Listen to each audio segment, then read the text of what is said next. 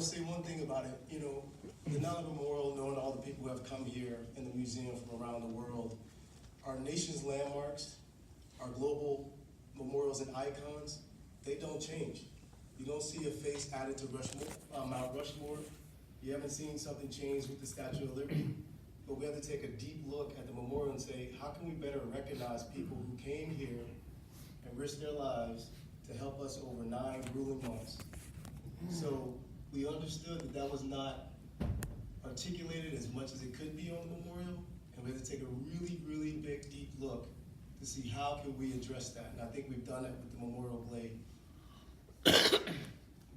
As you see, there's 6 large stones, flank the space, breaking the surface and rising skyward as a symbol of courage, strength, and resilience. They're worn, not beaten. Inspired by Japanese art technique called kintsugi, world trade center steel will be infused within the cracks in these stones to symbolize how our nation healed after the attacks. The pathway through the glade will mirror the location of the main construction ramp, which provided access to bedrock during the recovery period. This ramp played an essential role, allowing victims' families the access to the site following the attacks, as well as workers who removed debris and established the pathway for us to rebuild.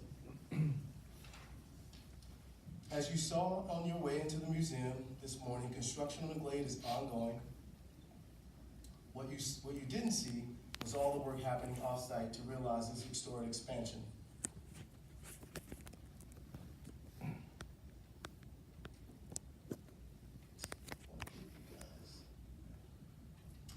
Pictured here are craftsmen in Vermont who are transforming large blocks of granite into those six massive monoliths. We are dedicated to never forgetting the heroics of those that responded after 9/11 and are committed to acknowledging the ongoing sacrifices so many have made, and that includes you. This is an area of our work that we have been expanding in recent years, both on the memorial and inside the museum, with help from the department and other members of the 9/11 community. We look forward to the Department of Corrections joining us for the dedication of the glade, which is slated on May 30th. Each year, on and around May 30th, we mark the anniversary of the end of the historic 9-month recovery operations that took place. Additionally, next month, we'll have an annual 5K run and community day that will have a special emphasis on the rescue and recovery worker community. The 5,000 participants will run down the same route that many of you took to the site 18 years ago, and it became known as Point Thank You.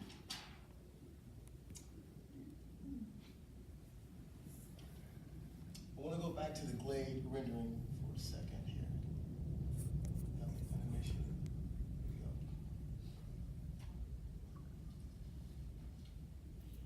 You guys can look at that. Before, I want to talk a little bit about the registry. So if you haven't been to the memorial before, it's, as you see, it's 2 massive pools. That's where the towers once stood. Bronze is around the 2 towers. The 2 reflecting pools, they're about 1 acre in size, and that's where all the names are inscribed. So just left of that will be the glade and of the south pool, and that's where we'll be locating the glade that will be completed next year.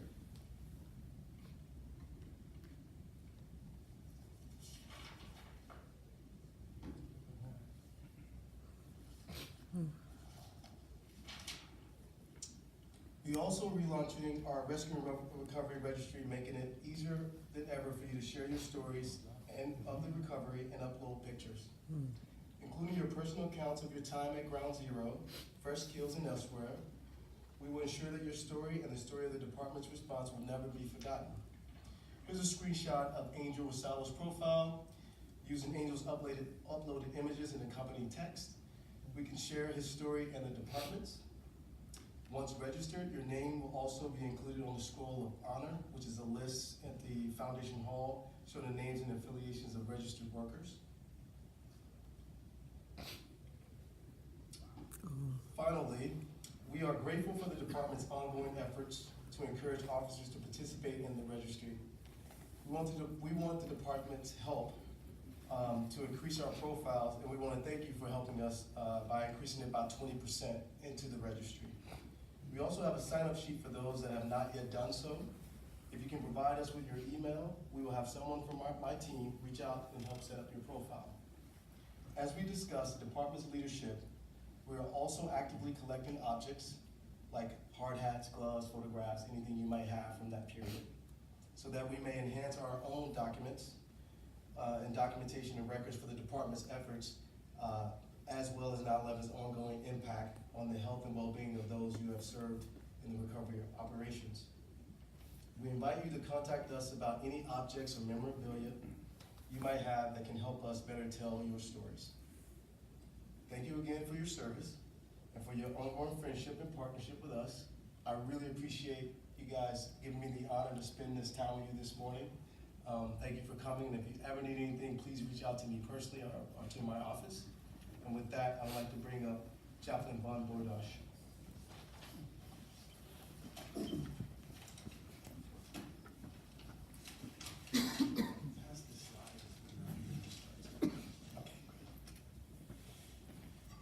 Good morning. Good morning. I want to just take a moment to thank everyone for coming today, braving the cold. I'd like to offer a prayer to begin. So if you can, close your eyes. Today we gather to remember. We gather to remember an event beyond words and explanation, which changed the lives of so many in the city that we call home. We gather to remember how our lives and the lives of those in our family, the lives of dear friends and work colleagues were changed. We also gather to learn and to find strength, to find meaning and to heal. No one set of words, no prayer, no scripture, no explanation of what our experience will feel like can actually capture what is etched in our hearts today. Today we gather to experience and to remember as a family. And I pray that all gathered here right now can take one moment to stop and know that as this family remembers, it is our love for one another and our deep respect that helps contain that which otherwise cannot easily be contained. Today is not a day of words nor intellect, but of heart. And I suggest that in this moment, we boldly walk into the next few moments with head held high, with pride for all that the members of our agency did on and after September 11th. A prayer I once learned in India is the only thing that supports me right now, and I offer it to you as your chaplain, and even more so as your friend. May I be a guard for those who need protection, a guide for those on the path, a boat, a raft, a bridge for those who wish to cross the flood. May I be a lamp in the darkness, a resting place for the weary, a healing medicine for those who are sick, a vase of plenty, a tree of miracles. And for the boundless multitude of living beings, may I bring sustenance and awakening, enduring like the earth and the sky until all beings are free from sorrow and all beings are liberated. So in this moment, I ask that everybody take a moment to be that for one another as we go through the museum and remember and experience and feel. And I also ask that everyone lean on one another if things are hard. And if things get hard, to pace yourself and go slow. I have a deep amount of respect, and I honor very much everybody here who has decided to come here today, and everybody who served, everybody who responded. It's powerful. So thank you very much. Amen. Amen. I say. And at this moment, I'd like to invite up to the podium the Commissioner of New York City Department of Correction, Cynthia Brown.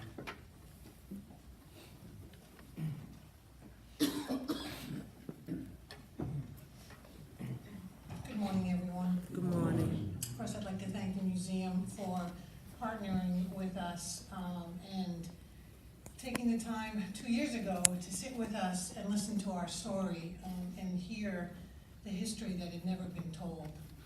And they opened their arms to us and decided that they needed to tell a story that hadn't been told. So I'm not gonna take a lot of time because this day is about you. It's about your bravery, it's about your sacrifice, it's about your contribution, your stories, and hopefully the beginning of your healing. Those of us who work in corrections don't do what we do for recognition, and it's rare that we get it. And that's a problem, because we do the hard work of law enforcement without the light being shined upon us, like other agencies. But across the country, it's not unusual that corrections is always the third. And we've grown to accept that, I think. Because when I talk to people, I hear the attitude, well, they never highlight corrections. Well, I'm here to say that that's not going to happen anymore. Corrections should be equal with everybody else. We are a vital part of law enforcement and the criminal justice system, and I am no longer willing to accept that we're in the background. And so that's why we're here today. I tell everybody I can about your stories. In fact, some would say I've become a little obnoxious about it. I like the word persistence. But yesterday I had the opportunity to grab Cardinal Dolan at Rosie's and tell him your story. And he had no idea. And he was horrified by that. Because every year he has a service at St. Patrick's called the Archangel Service. And we've not been included. And he vowed to me that we would be there this year and forevermore. So I will vow to you that I will continue to use my position to tell your story and to get it out there. But I can't do it alone. This can't be my mission alone. You need to stand with me as a testament to who was there and what you did, and join with me and attend these ceremonies, register, get your names out there. Tell your colleagues who have not yet come to come and participate, and I will be there with you. God bless you all, and thank you for what you do.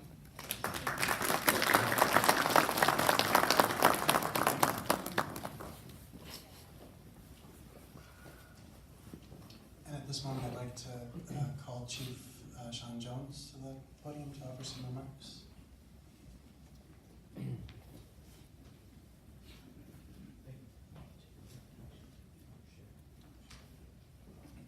Good morning once again. So I had wrote something, but I don't really think that I need to read that. I was there, as many people in this room. Some saw on television, some responded. That picture of VSU, I saw those guys. 9/11 was it was a horrific day, and I think we all know that. There's no doubt in anybody's mind to that. I remember exactly where I was. I remember where I was standing. I remember what was in my hand. I remember the sound of each plane as it hit each tower. I remember the sound of the buildings as they came down. I remember seeing white smoke and thinking that the ground was breaking, and this was it. Right? It was a lot to absorb. I remember seeing fear in people's eyes. Right? I remember fear in my own. But I'm gonna tell you what else I remember. I remember people who didn't know each other, who didn't care how much money you had, they didn't care what color you were. Right? Your profession didn't matter. Status was of no relevance. Those details didn't matter. They just knew that people were in trouble, and they invoked the benevolence of humanity. And it was amazing to see that. It really was amazing to see that. People come together. It was a scene that I'll never forget for a lot of reasons. I want to say that I'm proud of the work that the New York City Department of Correction did. You know, as the commissioner said, at that time, we were a silent partner in that operation. but we carried a heavy load. ESU carried a heavy load. They were one of the first people on the ground, right? They went into that rubble. We had the canines that were trained at that time to actually go in and do cadaver rescue efforts. All right. So I'm glad that we have this opportunity now, as we are here, you know, in honor of that, and also in honor of all the people who have lost their lives, people who are still being affected physically, directly, indirectly. There's a lot of people's families who are still being affected by this, right? But I think the benefactors of this museum, for their compassionate and insightful vision, and as the commissioner said, this is a group effort, so we all need to do it as an agency, and as an extended agency to our family members and supporters. So, with that said, thank you very much.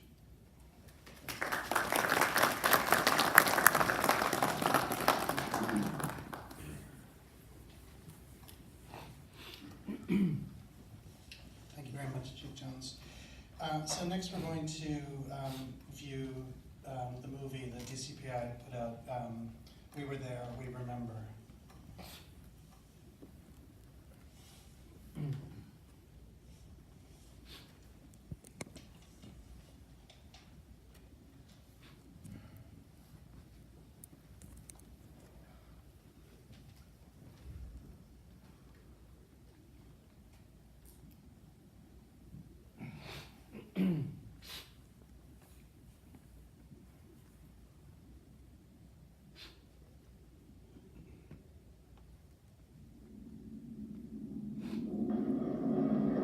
Just in, you were looking at obviously a very disturbing live shot there. That is the World Trade Center, and we have unconfirmed reports this morning that a plane has crashed into one of the towers of the World Trade Center. CNN Center right now. World Trade Center, we understand that the plane has crashed into the World Trade Center. We don't know anything more than that. We don't know Trade Center, which is in the Wall Street area of New York City. Looking at live pictures, apparently a plane has crashed into one of the upper floors of the World Trade Center.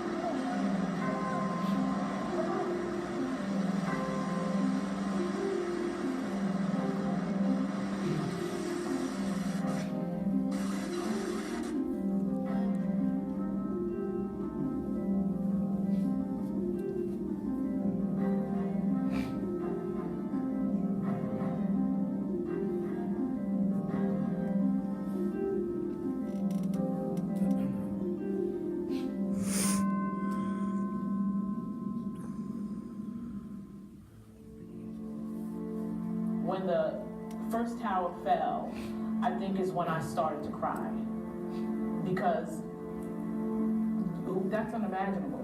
You know, you prepare for everything. You know, we have a lot of training in the emergency service unit just to respond to every type of emergency.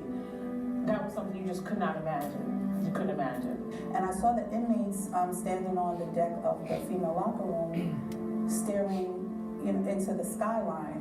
So I asked them, what are you all looking at? And they said a plane just hit the World Trade Center. We noticed that there was a smoke coming from the top of one of the towers. And once we finished the run, we kind of ran inside into the, to see what was going on. So we turned on one of the televisions in the roll call area, and we were notified through the news that a plane had crashed into one of the towers. I was in Brooklyn the morning of September 11th. Pretty much was some of the detail at the time when we were pretty much aware of the first plane time. We got a call when the second one, which is then our beepers went off to tell us to respond back to the compound to pretty much go down to ground zero, the search, rescue, and recovery operations. I was actually in the equipment area, which we call E1 Bay, and I physically saw with my 2 eyes the second plane crashing into the second tower.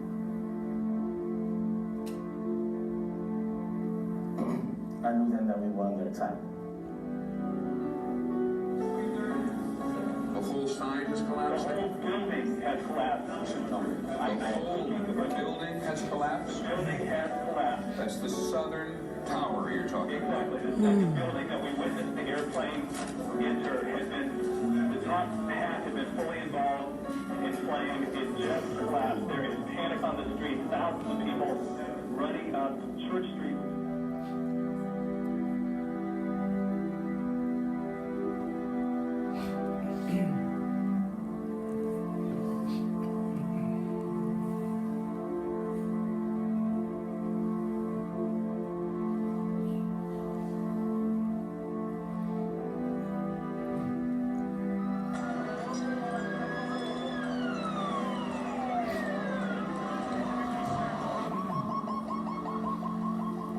We got downtown, everything was black and white. Every single thing was clay gray. If you can imagine driving down the street, and when I say everything, the trees, the papers that were in the trees, every vehicle, the buildings, the streets, there was not 1 ounce of color because of all the ash and the soot that had come from both towers. It was just a shock and awe. And where do we start? It was taking the needle out of a haystack on where do we start? You know, what kind of equipment we're gonna need. I mean, there's such a magnitude. I mean, it was something you don't even think you see in a movie set. We were placed in groups with certain captains to go and start looking for people that were alive. And we're walking by the streets, and the streets were completely blocked off. You could not pass through the streets. You know, if you have like one way going up and then you have a cross street, everything was blocked off with rubble from the buildings. And I just couldn't believe, at that point, I think it hit me the magnitude of it, because I'm in it now and I'm looking around, and I just couldn't believe the destruction of what took place.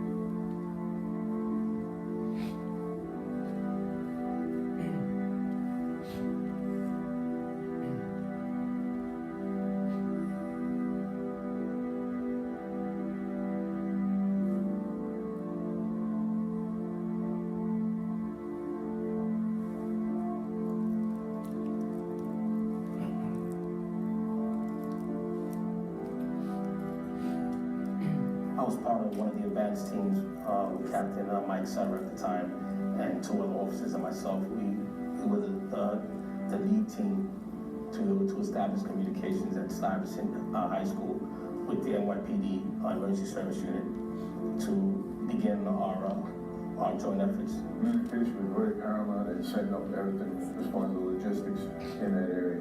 Transportation also, because they were the ones who were shuttling people in and out from the island, where we had people, God bless them, because they were coming from doing an 8 or 16-hour tour to help down at the morgue. When you started to see the remains of people that had been crushed or some were burned, it was hard.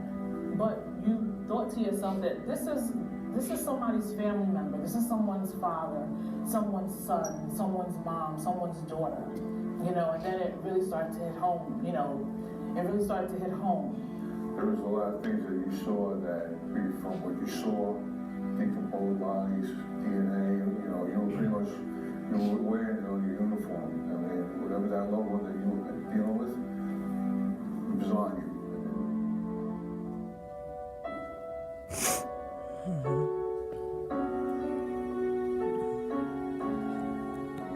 You know, people had wedding bands on and things like that, and you felt, I think, a duty to try to give them some type of dignity, you know, and do what you had to do, because, you know, this could have been you, this could have been, you know, anybody that you know.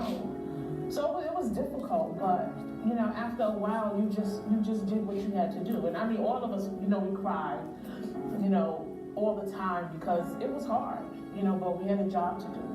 I don't think anybody down there that was at ground zero, that was not affected, you know, in a profound way.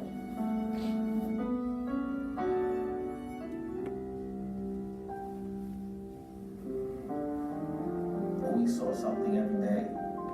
You know, I remember one day, we were on the pile and there was a void, and me being of small stature, I was volunteered to go into that void, and I put on my gear and I went in, and on that particular day, I found several firefighters and 2 Port Authority cops in that void, and I just backed out. And one thing I would say is that we all had respect for each other. So if we found a firefighter, we would come out and get a hold of the firefighter and say, listen, we found some of you guys in that void there. So get your guys together and let's go get them out. Let's go get them.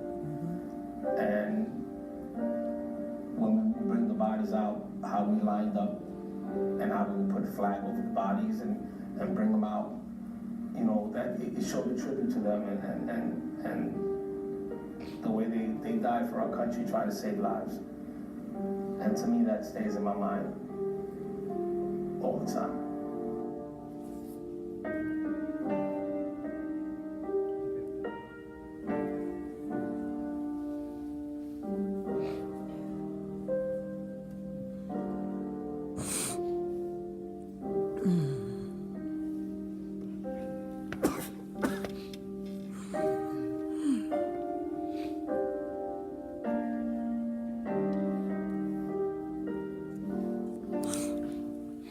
Working down there was, it definitely made everyone in our unit closer.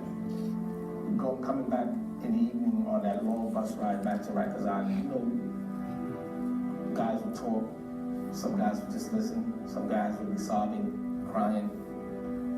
Other guys go up to them, it's gonna be okay, we're here together. And that was very important. Because we depended on one another. We depended on the captains. There were a lot of times when we were out and we had to rest, because we know that